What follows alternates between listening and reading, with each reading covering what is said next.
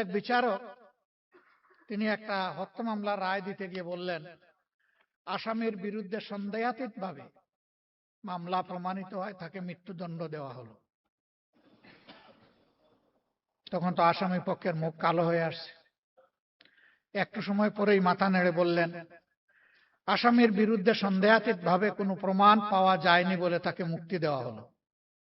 কারণ একবার বলে যে মৃত্যুদণ্ড, আবার বলে মুক্তি, এরকম ৩-৪ বার বলার পরে পেশকার বলল, স্যার আপনি তো পরস্পর বিরোধী রায় বলেই যাচ্ছেন, আমি কি করব, দোষটা কি আমার? সবসময় দেখি হয় লালটা নাচে, না হয় সবুজটা নাচে, আজকে দুইটা নাচে কেন? তার মানে ওই পিছন থেকে যে রশি দিয়ে টানাটানি করতেছে, ওখানে রশি পেশ খেয়ে গেছে। এই জন্য লাল এবং সবুজ দুইটাই কিন্তু নাড়াছাড়া হচ্ছে।